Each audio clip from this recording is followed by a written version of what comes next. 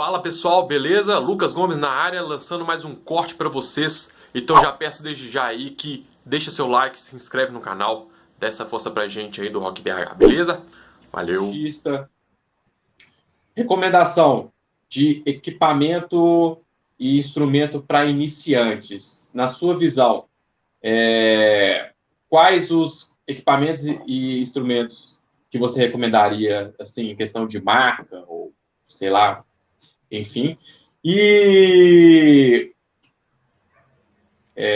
técnicas básicas que você considera, assim, iniciais, assim, para um baixista. Pode falar. Ora, equipamento. Eu costumo falar por linha de baixo. Para baixos de 4 cordas, falando em marca nacional, eu gosto muito do Tajima TBM4. É um baixo bem legalzinho. Para 5 cordas, tem um baixo muito legal que é o Tajima Embuia Top 5. Uhum. E para 6 cordas, cara, fica complicado te indicar um baixo, porque os baixos, para mim, nacionais de 6 cordas não são tão legais, não. Eu não acho eles tão legais, não. Eu iria para um baixo que, em questão de captação e pré-amplificação dele, eu falo bem mal, que é o Kurt A6. Porque captação e pré dele são muito simples para o preço que ele custa. Mas é um baixo que, se você encontrar usado, o braço é extremamente confortável. Então, para uns 6 cordas, eu aconselho ele. Agora, questão de amplificador, um amplificador pequenininho, 30 watts, pode ser um Meteoro, que é o que todo mundo começa, na realidade, a maioria é um Meteoro. Sim. Ou um amplificador de fone de ouvido. E cabo de qualidade, e, para mim, o principal, um afinador. Porque o que eu vejo de baixista que toca com baixo desafinado, eu acredito que é porque ele nunca teve um afinador para afinar o baixo. Entendi. Agora, sobre técnica, cara, eu vou falar por mim. Quando eu comecei o quê? Já conhecia alguma coisa de música porque tocava os outros instrumentos, né? Quando eu comecei a tocar baixo. Aí eu fui no metrônomo, exercício das 24 combinação, 1, 2, 3, 4, 2, 1, 3, 4, correndo o braço inteiro, braço inteiro, braço inteiro. A cada uma semana e meia, eu aumentava o metrônomo 2 pouquinho, para quê? Para sempre aprender a tocar no ritmo e conseguir desenvolver bem os dedos. Então, eu Coordenação motor. Fazer a mesma coisa. É chato tocar um 2, 3, 4? É muito chato tocar um 2, 3, 4. Mas é o que sempre vai te salvar. Porque se você ficar um dia sem tocar, o que o Alan falou, você fica uma semana. Seu baixo é para durar uma semana. E para você aquecer, nada melhor que um 2, 3, 4, 2, 3, 1, 4. Então, começa por esse básico. Não pule etapas.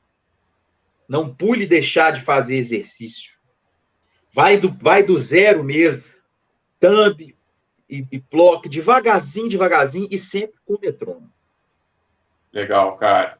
Você, Júnior, equipamentos, instrumento para iniciantes e o que você acha que seria de técnica de iniciante assim para baixo?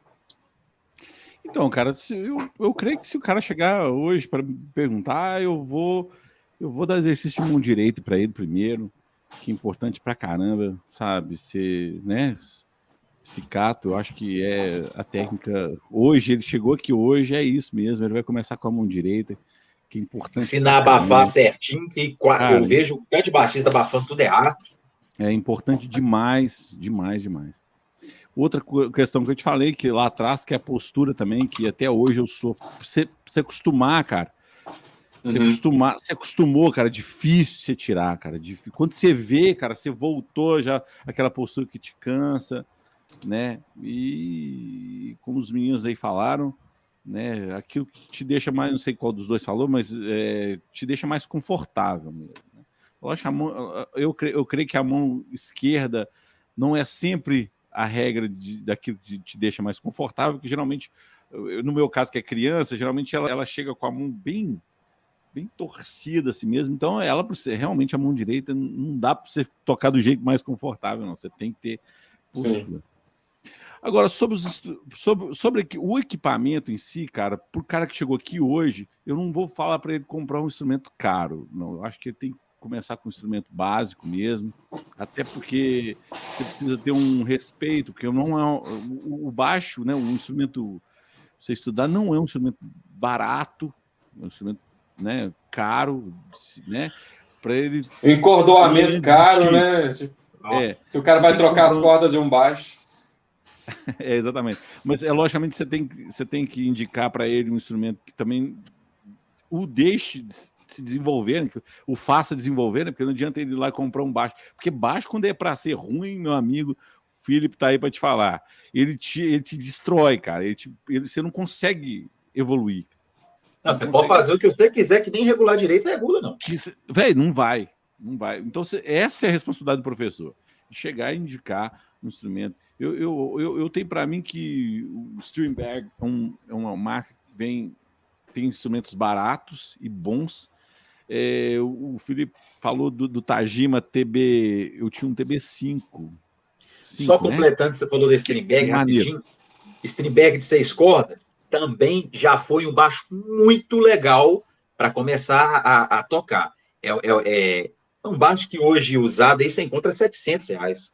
Cara, então, muito barato. Instrumento bom, excelente. Tá? Bom. A gente falou na live aquele dia, Felipe, sobre madeira, né, cara? Eu tô mudando o foco do assunto, mas é importante. Não, vai na sua. É importante falar disso. Que as madeiras brasileiras foram pouco exploradas, né, Felipe? Foram e são, na boa, muito melhores que as madeiras americanas. Não tem nem como comparar a qualidade. É porque a gente, músico, está acostumado a ouvir o timbre do Fender, que foi feito de Ash ou foi feito de Alder, e o Ash e o Alder, ele timbra mais para aqueles sons que você escuta. Mas, só falando um detalhezinho técnico, a principal responsável pelo timbre do seu baixo é a posição que o seu captador está. Aí, lógico, depois vai vir se é imã de Alnico 5, se é imã de Alnico 2, se é cerâmico. Mas o principal responsável é a posição que o seu captador está no seu baixo. Legal. Uhum. Então, eu só complementando, então essa questão, cara, é importantíssima, porque às vezes o cara vai lá e compra um instrumento importado, caríssimo, aí chega um outro cara com um instrumento baixinho, pum, mete a nota e fala, peraí, cara, que captação é essa que você arrumou aí, pô? Não, cara, esse é brasileiro, pô. Né? Então, a gente tem que ter essa responsabilidade aí com o aluno iniciante para indicar ele, não um instrumento muito caro, mas um instrumento que vai atender ele tecnicamente, né? Para depois ele ir lá e falar, agora chegou a hora de eu investir no instrumento, né, top de linha, que eu até hoje não consegui. Legal. E por fim, Alan, cara, suas indicações aí para instrumento, equipamento e o que você acha que inicialmente um baixista deve aprender? Cara, eu normalmente, quando eu vou começar a dar aula para baixista iniciantes, cara, assim, que não tem o instrumento e quer fazer aula e quer saber qual instrumento comprar. Que esse aluno ele não é tão comum quanto parece, porque normalmente, como a gente já falou, como o Caeta falou muito bem, o cara, ele se empolga, compra um baixo, é aí que ele vai fazer aula, né? Deveria ser o contrário, procurar o professor para daí comprar o instrumento e tal. Normalmente não é essa ordem. Mas quando chega um aluno que não tem o baixo, quer conhecer o instrumento, saber qual é o melhor instrumento comprar, a cada época, eu pesquiso, até para entender como que estão os valores, porque os valores oscilam muito, não só por causa do dólar, mesmo instrumentos brasileiros oscilam muito. Sim. Porque, por exemplo, ultimamente eu tenho indicado muito o Strindberg porque ele está num valor legal e atende bem.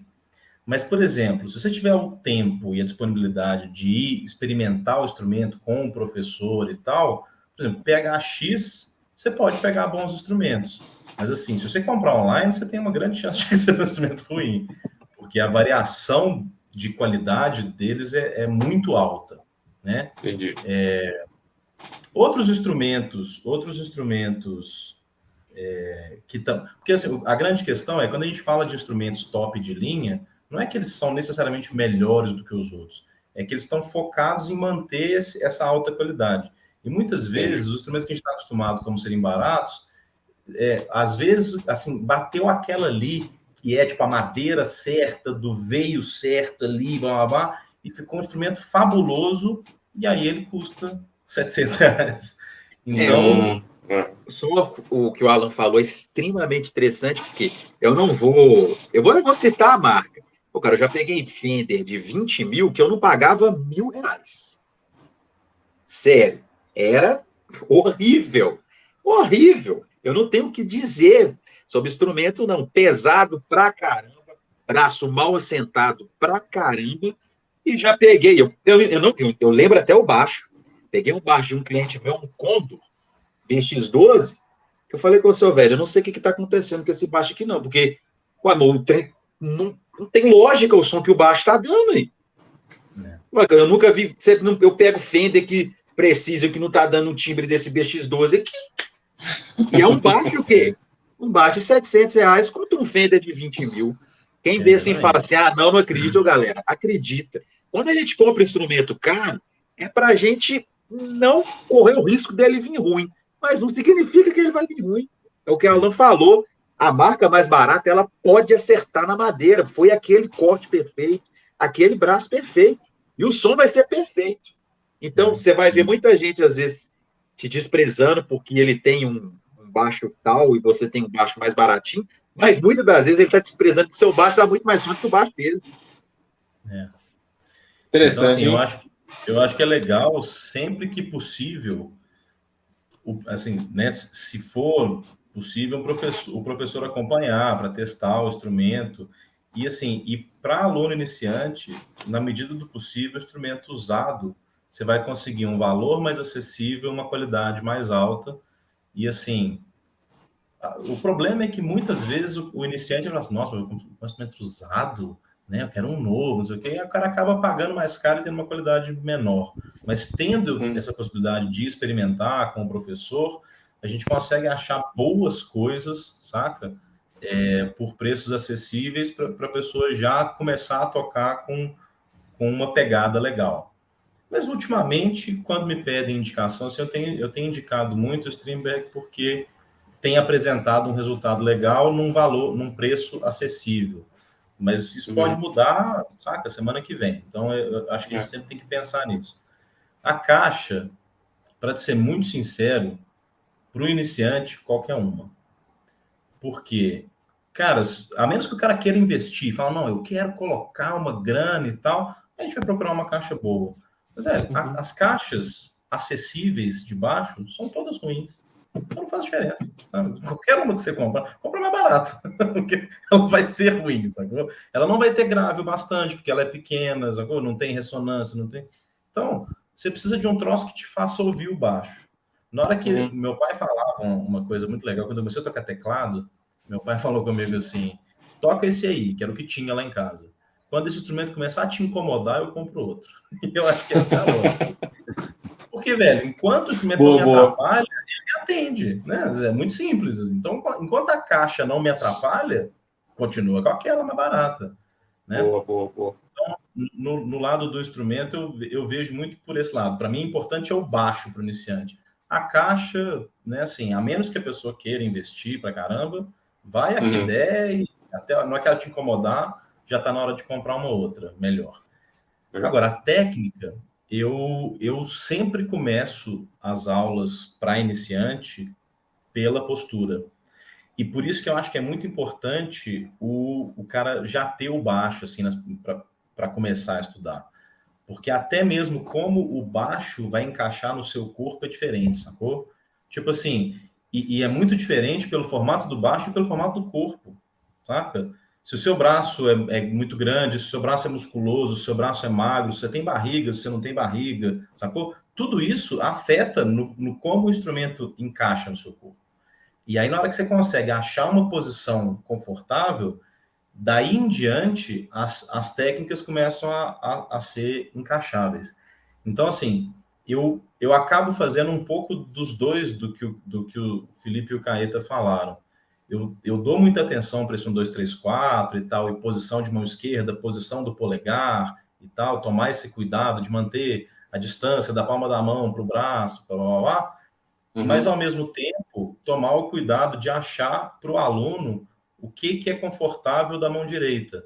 Né? Então, por exemplo, mão de ataque. A mão de ataque, é. Eu tenho um método de heavy metal mais antigo que ele fala sobre ancorar o polegar da mão de ataque. E aí, eu não ancoro o polegar. Eu não apoio ancorar o polegar e apoiar o polegar no captador. Eu não ancoro. Eu coloco o polegar em cima da corda. Eu mexo minha mão inteira. Mas eu sei que para o iniciante isso não é confortável. Então, mas aí às vezes o cara me vê tocar e repete e fica bom, eu falo, beleza, então vai nesse caminho aí que você já cortou um caminho que eu tive que passar por apoiar, para tirar o dedo, sacou? Então, eu no início eu sempre foco no conforto. E eles falam, mas e o cara que está começando a estudar sozinho e não vai ter uma aula e não vai ter o profissional para acompanhar? Bom, autodidata. Cara, gaste um tempo, invista um tempo relevante em se sentir confortável tocando e tentar repetir essa posição. Muda a posição que você senta na cadeira, muda a inclinação do baixo em relação ao seu corpo, muda se o baixo está mais para frente, mais para trás. Acha uma posição que te parece confortável, sem doer ombro, sem levantar cotovelo, sacou? Acha essa posição, porque daí para frente as coisas vão tender a ser mais fáceis. E ao mesmo tempo, se vigie muito, principalmente no começo. Eu faço um negócio até hoje porque antes não dava para fazer, né? Mas comecei a fazer de uns 5 anos para cá, que é me filmar estudando. Eu me filmo estudando e depois eu assisto, porque aí eu tenho a posição do professor e do aluno separado, sacou? Depois que eu me filmo, eu olho, acho o problema, né? Que aí é a posição do professor olhando. Aí eu vi o problema, eu volto para o instrumento e busco as correções. Que muitas vezes, olhando da posição de quem toca, você não acha alguns problemas que você vê facilmente no aluno porque você está fora, sacou? Então, muitas vezes eu me fico tocando, principalmente a mão de ataque. Eu tomo esse cuidado de me filmar, porque com isso eu consigo acelerar processos. Mas o autodidata, o cara que vai estudar sozinho, ele precisa de mais disciplina do que o cara que tem um professor. Porque a chance de você acabar postergando muitas coisas e tal é muito grande. Então, assim, não dá para ter uma aula semanal, recorrente. Arruma um curso, arruma uma videoaula, arruma um canal do YouTube que tenha dicas de baixo, arruma alguma referência, saca? Assim, a gente não precisa mais reinventar a roda.